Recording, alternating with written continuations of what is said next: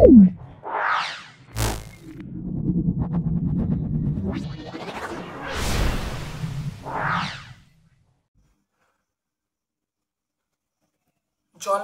জেলা স্কুল ছায়া প্রকাশনী প্রশ্ন সাথী, এটা দেখতে পাবে D28 থেকে শুরু করে D29 পেজের মধ্যে। ক্লাস 9-এর সকল ছাত্রছাত্রীর কাছে আমার বিশেষ আবেদন, তোমরা ভিডিওটা প্রথম থেকে শেষ পর্যন্ত দেখবে। তোমরা যদি ভালো লাগে একটা লাইক করবে, যারা চ্যানেলটাকে সাবস্ক্রাইব করোনি অবশ্যই চ্যানেলটাকে সাবস্ক্রাইব করে নেবে এবং তোমাদের সকল বন্ধু বান্ধবের মধ্যে আমার ইউটিউব চ্যানেলের লিঙ্কটা সব শেয়ার করে দেবে। চলে আসছি আজকে প্রথম প্রশ্ন, ঘাতের এসআই একক। এখানে ডাইন বলা আছে, ডাইন সেমি বলা আছে, নিউটন বলা আছে, ডাইন নিউটন সেমি বলা আছে। তাহলে ঘাতের এসআই একক সেটা হবে নিউটন হবে। যদি সিজিএস বলতো তাহলে হতো ডাইন, আর এসআই বলার জন্য সেটা নিউটন হবে। পিস্টনের মাত্রের সংকেত, পিস্টনের মাত্রের সংকেত আমরা এটা যা অপশান আছে অপশান বি বলবো, সেটা হলো m⁻², কারণ পিস্টন মানে বল বাই দৈর্ঘ্য, তাহলে বলের মাত্রা বাই দৈর্ঘ্য মাত্রা করলে এই জিনিসটা আসবে। 3 নম্বর দেখে নাও, কোনটি ইমালশন নয়? কোনটি ইমালশন নয়? অপশান এ দুধ, অপশান বি হলো মাখন, অপশান সি হলো শেভিং ক্রিম, অপশান ডি হলো ফেস ক্রিম।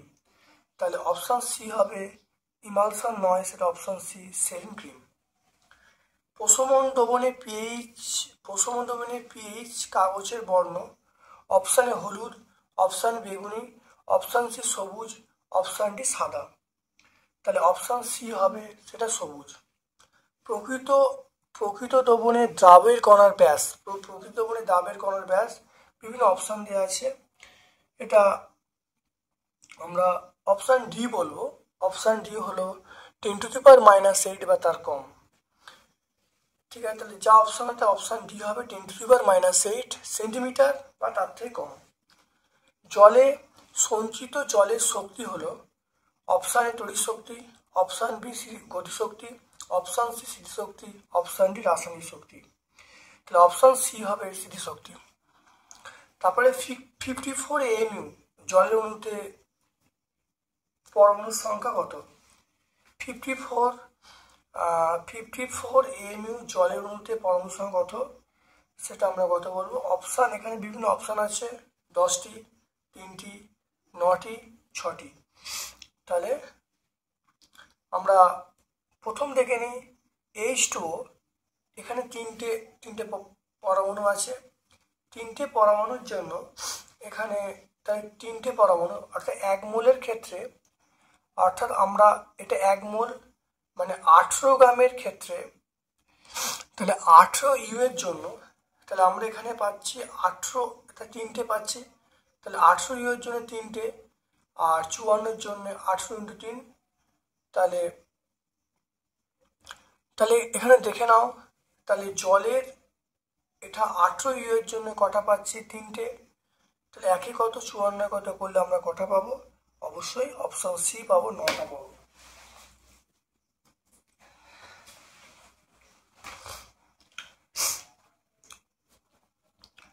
তাহলে 54 AMU জলের অণুতে পরমাণুর সংখ্যা কটা হবে? 9টা। কারণ 18 ইউ এর জন্য আমরা পাচ্ছি 3টে, তাহলে 54 জন্য কটা পাবো? অবশ্যই 9টা। তারপর দেখো 5.6 লিটার CO2 এর STP-তে পরমাণুর সংখ্যা কত? দেখে নাও, এটা হবে বিভিন্ন অপশান দেওয়া আছে। অপশান সি হবে 3/4 Na। Na বলতে অ্যাভোগাড্রো সংখ্যা আছে।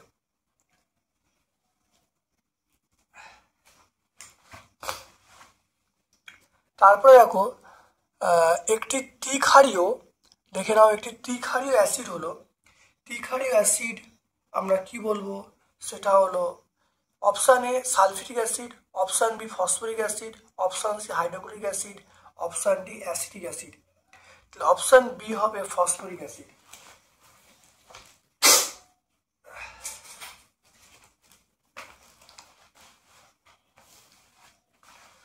তাহলে অপশান বি হবে ফসফরিক অ্যাসিড।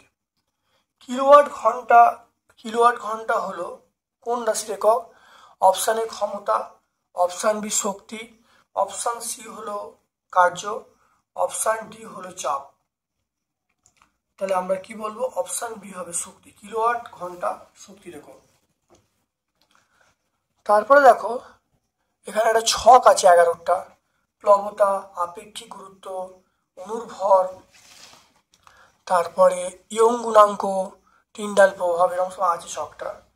দেখে নাও এটা উত্তরটা কি হবে। প্রথম দেখো প্লবতা, প্লবতা এর একক হবে নিউটন, প্লবতার উত্তর হবে 5 নিউটন।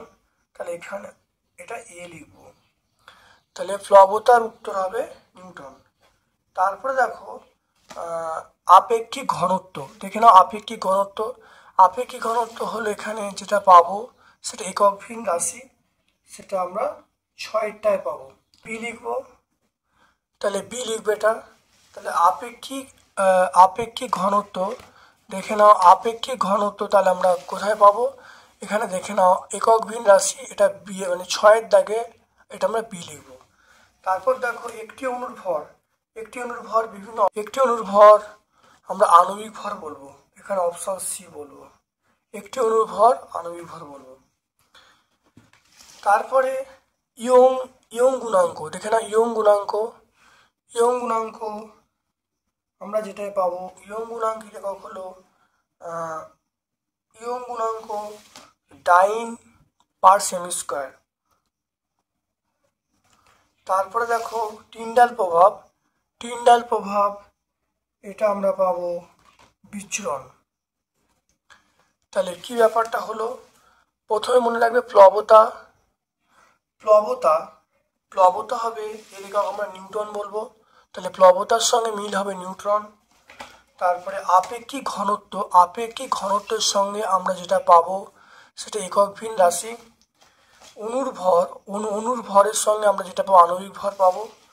তারপর ইয়ং গুণাঙ্ক হলো আমরা যেটা বলবো, ইয়ং গুণাঙ্ক সেটা হলো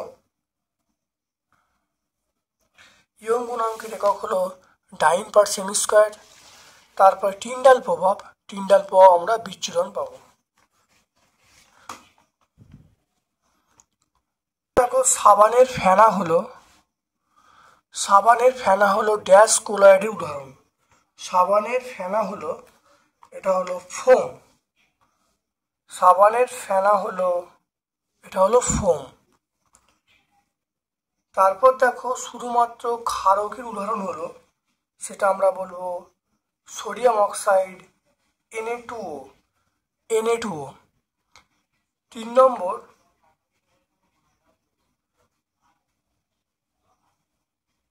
ড্যাশের জন্য স্থিতিশক্তি পরিবর্তন হয় অবস্থান ও আকৃতির জন্য। তাহলে অবস্থান বা আকৃতির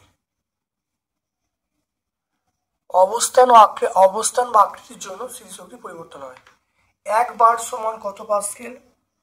1 বার সমান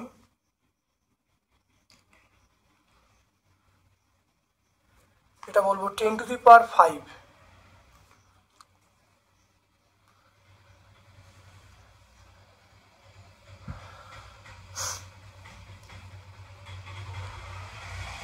1 বার সমান 10⁵ পাস্কেল। তারপরে স্প্রিং এর বল ধ্রুবকের একক হলো নিউটন পার মিটার। এটা কোন পদ্ধতি? এটা হলো এসআই পদ্ধতি। তাহলে এসআই পদ্ধতিতে আমরা কি বলবো? স্প্রিং এর বল ধ্রুবক হলো নিউটন পার মিটার। কেউ যদি এখানে ধরো লেখো কোনো একক এখানে উল্লেখ নেই, কেউ যদি ডাইন পার সেন্টিমিটার লিখে তাও হবে। এখানে যদি বল ধ্রুবকের একক বলতে পারি কোনো পদ্ধতি উল্লেখ করে নেই, তাহলে নিউটন পার মিটারও হবে, ডাইন পার সেন্টিমিটারও হবে। তারপর দেখো বিয়ের দাগের কোশ্চেনে আমরা চলে আসছি, সেটা হলো বার্নৌলি নীতি বিবৃত করতে বলছি। বার্নৌলি নীতি আদর্শ প্রবাহী ধারারেখ প্রবাহের ক্ষেত্রে ধারারেখার যে কোনো বিন্দুতে একক আয়তনে প্রবাহের গতিশক্তি, স্থিতিশক্তি ও চাপ শক্তির সমষ্টি ধ্রুবক হবে। আদর্শ প্রবাহী ধারারেখ প্রবাহের ক্ষেত্রে ধারারেখ যে কোনো বিন্দুতে একক আয়তনে প্রবাহের গতিশক্তি, স্থিতিশক্তি, চাপ শক্তির সমষ্টি ধ্রুবক হবে। তারপরে দেখো একটা অথবার প্রশ্ন আছে, তরলের সান্দ্রতা উষ্ণতা বৃদ্ধিতে কিরূপ পরিবর্তন হয়।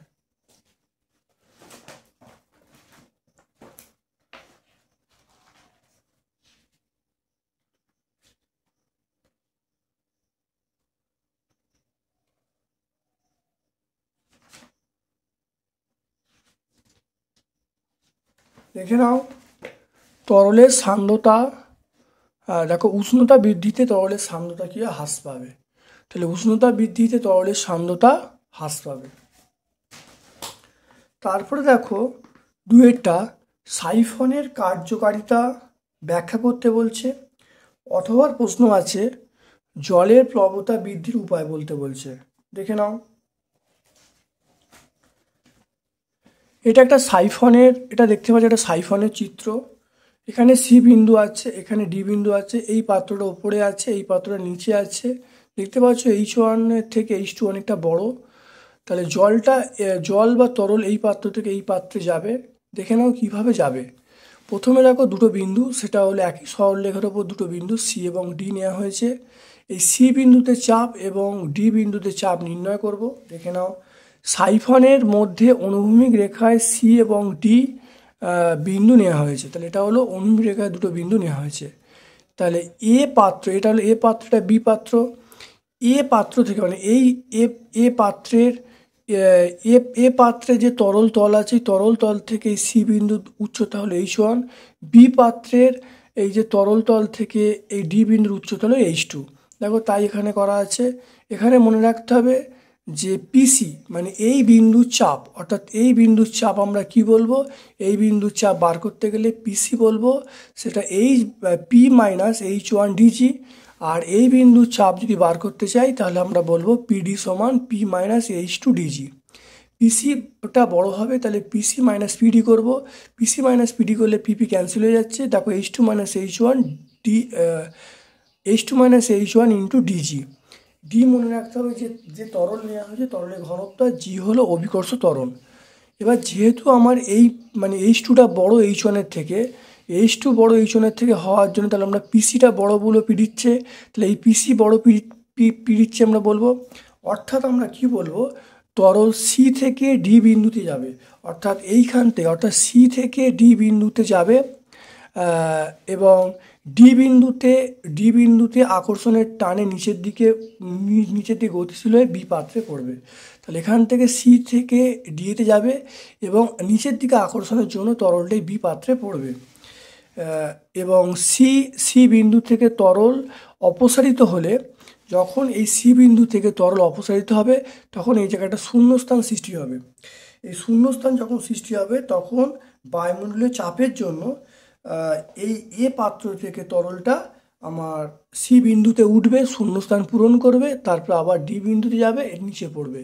এইরকমভাবে প্রক্রিয়াটি অনবরত হতে থাকবে। এটা হলো সাইফনের ক্রিয়া। তোমাদের ইউনিট 1 পরীক্ষার জন্য অত্যন্ত ইম্পর্টেন্ট, খুব ভালো করে দেখবে।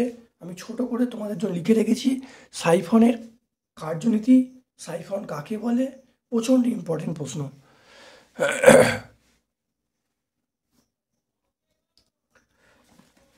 তারপরে দেখো জলের প্লবতা বৃদ্ধির উপায়। 1 নম্বর হলো বস্তু নিমজ্জিত অংশের আয়তন বৃদ্ধি পেলে প্লবতা বৃদ্ধি পাবে। বস্তু নিমজ্জিত অংশের আয়তন বৃদ্ধি পেলে প্লবতা বৃদ্ধি পাবে। নাম্বার 2 হলো যে স্থানে অভিকর্ষ ত্বরণ বেশি সেখানে প্লবতা বেশি হবে। তাহলে বস্তুর নিমজ্জিত অংশের আয়তন বৃদ্ধি পেলে প্লবতা বৃদ্ধি পাবে। যে স্থানের অভিকর্ষ ত্বরণ বেশি সেখানে প্লবতা বেশি হবে। তারপর দেখো অজলীয় দ্রাবকগুলির ক্ষতিকারক প্রভাবগুলি আলোচনা করতে বলছে। দেখে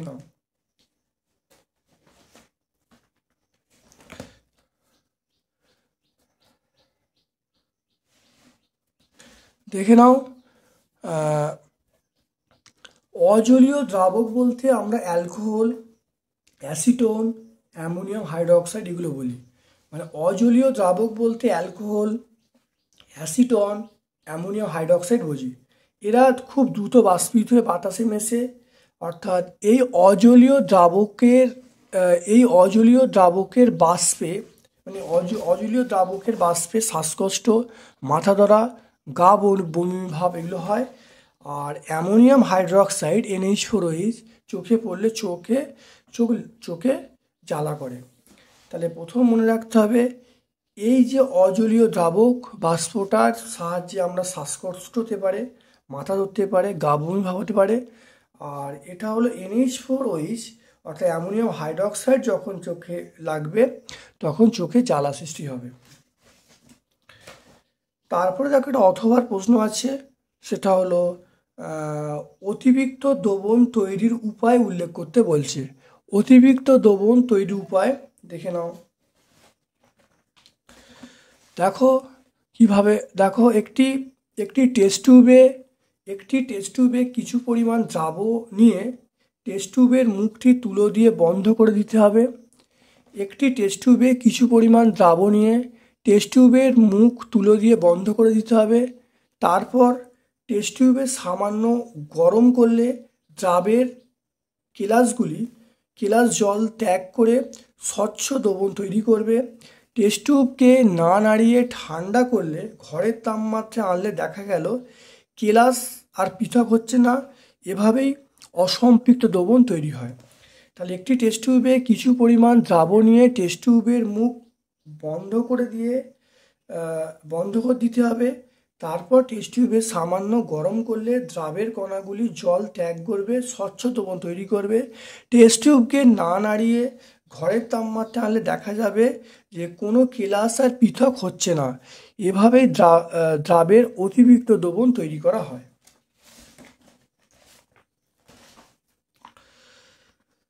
তারপরে দেখো চারেরটা হলো কোলয়েডের সাথে প্রলম্বনের পার্থক্য লিখতে বলি। কোলয়েডের সাথে প্রলম্বনের পার্থক্য ভালো করে মন দিয়ে দেখে নাও। দেখো কোলয়েড আর প্রলম্বনের পার্থক্য মনে রাখতে হবে। কোলয়েডের ক্ষেত্রে দ্রাবের কণার ব্যাস 10⁻⁷ থেকে 10⁻⁵ সেন্টিমিটার। প্রলম্বনের কণার ব্যাস আমরা বলবো সেটা হলো > মানে অর্থাৎ 10⁻⁴ সেন্টিমিটার। অর্থাৎ কোলয়েড কণার ব্যাস এটা 10⁻⁴ এর সমান হবে বা তার থেকে বেশি হবে। তাহলে দেখো কোলয়েড কণার ব্যাস হলো 10⁻⁷ সেন্টিমিটার থেকে 10⁻⁵ সেন্টিমিটার। আর প্রলম্বনের ক্ষেত্রে যেটা হলো 10⁻⁴ সেন্টিমিটার থেকে তার থেকে বড় হতে পারে। আর কোলয়েড কণার ক্ষেত্রে কণাগুলো হলো আধানগ্রস্ত, আর এখানে প্রলম্বনের ক্ষেত্রে কণাগুলো হলো প্রশম। তারপরে দেখো অথবার প্রশ্ন আছে, সেটা হলো বীজ কেলাস কাকে বলে, এর প্রয়োগ লিখতে বলছে। বীজ কেলাস বা সিড কেলাস, এটা হলো দেখে নাও সম্পৃক্ত দ্রবণকে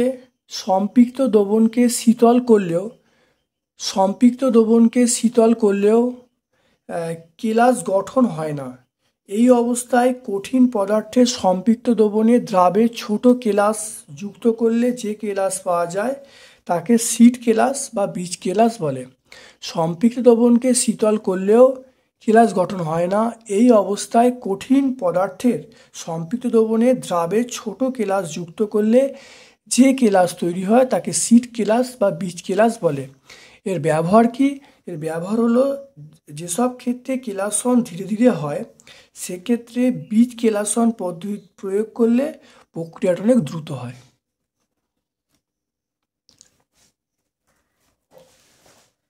তারপরে দেখো 5এরটা বলের দ্বারা কার্য, বলের বিপক্ষে কার্য কাকে বলে। অর্থাৎ যখন কোনো বস্তুকে ওপর থেকে নিচে ফেলে দেওয়া হয় তখন সেটা বলের দ্বারা কার্য হয়, কারণ এক্ষেত্রে সরণ এবং অভিকর্ষ বল পরস্পর একই দিকে থাকে। এই কার্যকে আমরা বলবো বলের দ্বারা কার্য। আর যখন কোনো বস্তুকে সোজা ভূপৃষ্ঠ থেকে ওপরে তোলা হয় তখন সেটা হলো বলের বিরুদ্ধে কার্য, কারণ এক্ষেত্রে সরণ ওপর থেকে তাহলে এক্ষেত্রে অভিকর্ষ ত্বরণ এবং সরণ পরস্পর বিপরীতে কাজ করছে, এটা হলো বলের বিপক্ষে কার্য। তাহলে বলের দ্বারা কার্য বা বলের পক্ষে কার্য যখন একটা বস্তুকে ওপর থেকে ফেলে দেওয়া হবে, আর বলের বিপক্ষে কার্য যখন একটা বস্তুকে সোজা ওপরে তোলা হবে। তারপর দেখো 6এরটা অবাধে পতনশীল বস্তু যান্ত্রিক শক্তি নিত্যতা সূত্র মেনে চলে প্রমাণ করতে বলছে। এটা দেখে নেবে যে কার্যক্ষমতা শক্তি ক্লাস 9 একটা প্লেলিস্ট আছে, সেখানে এটা ভালো করে করা আছে। আমি তোমাদের রিকোয়েস্ট করবো, অনুরোধ করব যে তোমরা এটা ভালো করে নেবে। তারপরে দেখো 7এরটা, তোমাকে একটি বলতা কামড়ায়, যদি একটা বলতা কামড়ায় ঘরোয়া পদ্ধতিতে কীভাবে ব্যথার উপশম করবে।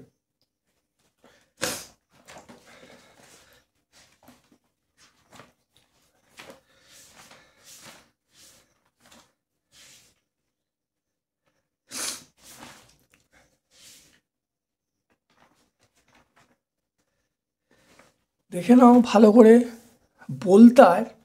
বলতার হুলে হিস্টামিন থাকে। বলতার হুলে হিস্টামিন নামক একটা ক্ষারক বিদ্যমান। বলতার হুলে হিস্টামিন নামক একটা ক্ষার বিদ্যমান। জ্বালা যন্ত্রণা হয়, তাহলে বলতার হুলে কি থাকে? হিস্টামিন থাকে, এই ক্ষারক বর্তমান। এটা থাকার জন্য জ্বালা যন্ত্রণা হয়। ক্ষতস্থানে ভিনিগারের দ্রবণ লাগিয়ে দিলে ক্ষারকের সঙ্গে বিক্রিয়া করে সেটি প্রশমিত হয় এবং জ্বালা যন্ত্রণা বন্ধ হয়।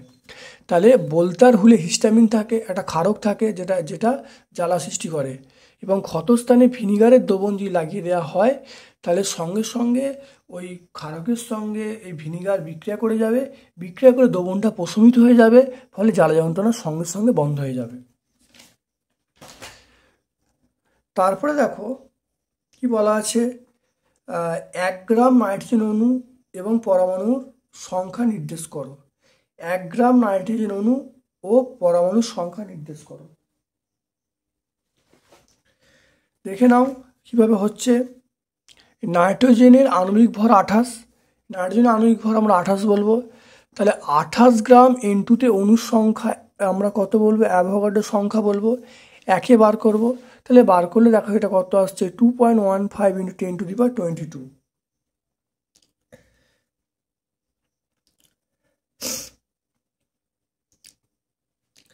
তাহলে 1 গ্রাম যে নাইট্রোজেন অণুর সংখ্যা পেয়ে গেলাম 2.15 × 10⁻22T, এটা পেয়ে গেলাম। তারপরে 1 গ্রাম নাইট্রোজেনে 1 গ্রাম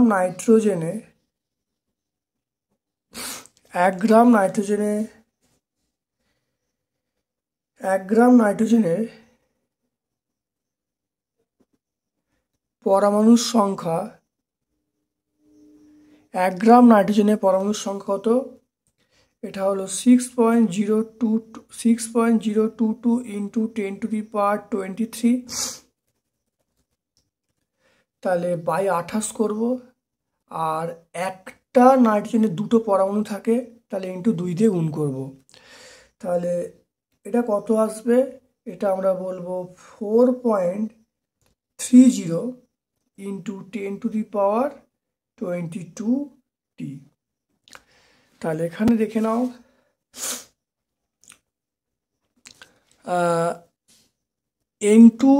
N2-র আণবিক ভর 28। তাহলে 28 গ্রাম N2-তে অণুর সংখ্যা বার করে, এটা হলো 6.022 10⁻23। 1 গ্রামে বার করা হলো, সেটা হলো 2.15 × 10⁻22T। এটা উত্তর হয়ে গেল। এবারে আমরা মনে রাখতে হবে একটা নাইট্রোজেন অণু মানে দুটো তার মধ্যে অ্যাটম বা পরমাণু আছে। তাহলে 1 গ্রাম নাইট্রোজেন পরমাণুর সংখ্যা, অর্থাৎ 1 গ্রাম নাইট্রোজেনের পরমাণুর সংখ্যা সেটা কত বলবো? সেটা আমরা বলবো যে ওটা ইন্টু 2 করব।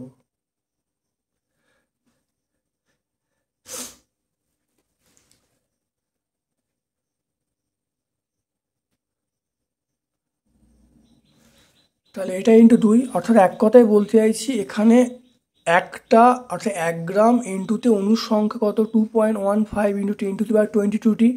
তাহলে এর মধ্যে দুটো পরমাণু আছে, তাহলে আমরা 2 দিয়ে গুণ করে দেবো। তাহলে 2 দিয়ে গুণ করে দিলে কত আসবে? সেটা হলো 4.30 × 10⁻22T। তারপরে দেখো 9টা, ব্যারোমিটারের সাহায্যে কিভাবে আবহাওয়ার পূর্বাভাস পাওয়া যায়, একটু দেখে নাও ভালো করে। ব্যারোমিটারের মনে রাখতে হবে ব্যারোমিটারের পার্ট খুব ধীরে ধীরে কমতে থাকলে বৃষ্টি হওয়ার সম্ভাবনা। ব্যারোমিটারের পার্ট ধীরে ধীরে কমতে থাকলে বৃষ্টি হওয়ার সম্ভাবনা। নাম্বার 2 হলো ব্যারোমিটারের পার্ট হঠাৎ যদি কমে যায় তাহলে ঝড় বৃষ্টি হতে পারে, মানে ঝড় হতে পারে। আর 3 নম্বর হলো ব্যারোমিটারের পার্ট যদি ধীরে ধীরে বাড়ে তাহলে আবহাওয়া শুষ্ক পরিষ্কার থাকবে। হঠাৎ বৃদ্ধি পেলে তাহলে আবহাওয়াটা পরিষ্কার ও শুষ্ক থাকবে।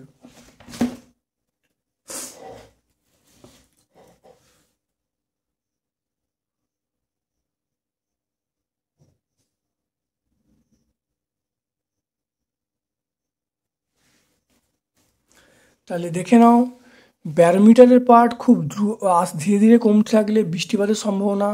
যদি খুব হঠাৎ কমে যায় তাহলে ঝড় বৃষ্টি হতে পারে। আর 3 নম্বর পয়েন্ট হলো ধীরে ধীরে বাড়লে তাহলে আবহাওয়া পরিষ্কার পরিচ্ছন্ন থাকবে। আর হঠাৎ বৃদ্ধি পেলে সাময়িকভাবে আবহাওয়াটা শুষ্ক এবং পরিষ্কার থাকবে। এটা সাময়িকভাবে কথাটা মনে রাখবে।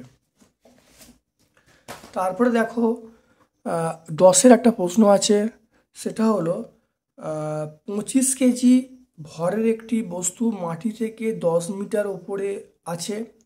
বস্তুর বেগ 50 মিটার পার সেকেন্ড হলে যান্ত্রিক শক্তির পরিমাণ নির্ণয় করতে বলছে।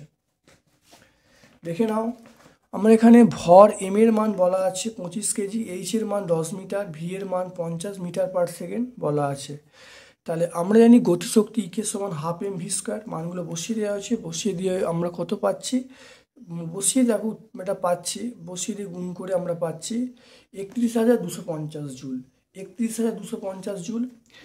আর এবারে দেখে নাও এখানে কি বলা আছে,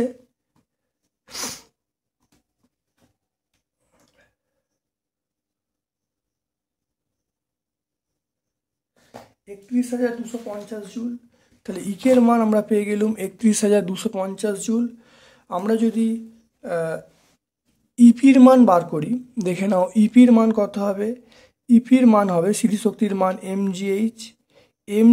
এম এর মান 25, জি এর মান আমরা কত বলবো,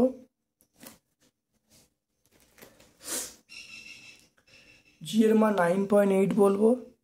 আর এইচ এর মান 10 বলবো। তাহলে এটা গুণ করলে কত আসবে, এটা গুণ করলে আসবে 2,450 জুল। তাহলে গতিশক্তি দেখো, তাতে স্মৃতিশক্তি পাওয়া গেল এমজিএইচ, এম এর ভর, এম এর মান, জি এর মান, এইচ এর মান বসিয়ে 2,450 জুল হয়েছে। গতিশক্তি আমরা হাফ এম ভি স্কোয়ার করেছি, গতিশক্তি হাফ এম ভি স্কোয়ার করার জন্য এখানে এম এর মান, ভি এর মান বসিয়ে দেখো পেয়েছি 31,250 জুল। তাহলে এবার দেখে নাও বস্তু যান্ত্রিক শক্তি মানে দুটো শক্তির সমষ্টি ইকে প্লাস ইপি দুটো যোগ করা হয়েছে। যোগ করে দেখো উত্তর পাওয়া গেছে, সেটা হলো 33,700 জুল। তাহলে যান্ত্রিক শক্তি বা মোট শক্তির মানটা হলো কত, 33,700 জুল।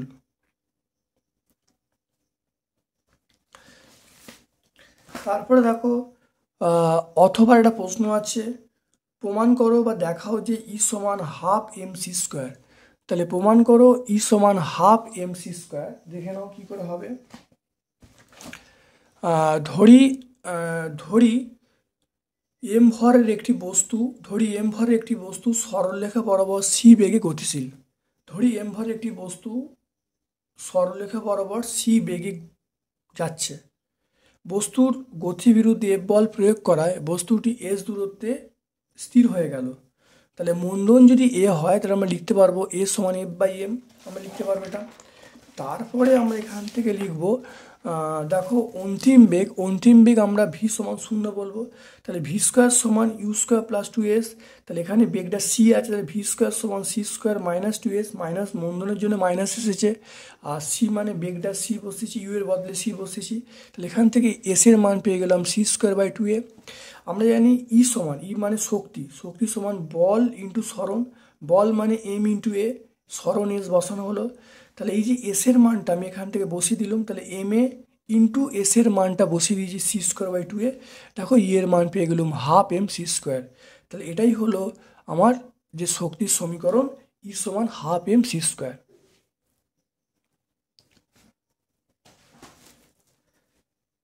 তাহলে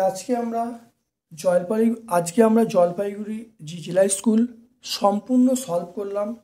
ভিডিওটা প্রথম থেকে শেষ পর্যন্ত দেখার অবশ্যই ছাত্রছাত্রীর কাছে অনুরোধ রইল।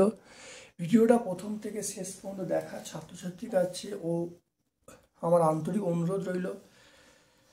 ভালো করে দেখবে, চ্যানেলটাকে সাবস্ক্রাইব করবে, আর কোন ধরনের ভিডিও আরও বেশি বেশি চাও অবশ্যই কমেন্ট সেকশানে কমেন্ট করতে ভুলবে না। আমার পক্ষ থেকে তোমাদের সকলকে ধন্যবাদ ও শুভকামনা জানিয়ে আজকের মতো আমি ভিডিওটা শেষ করলাম।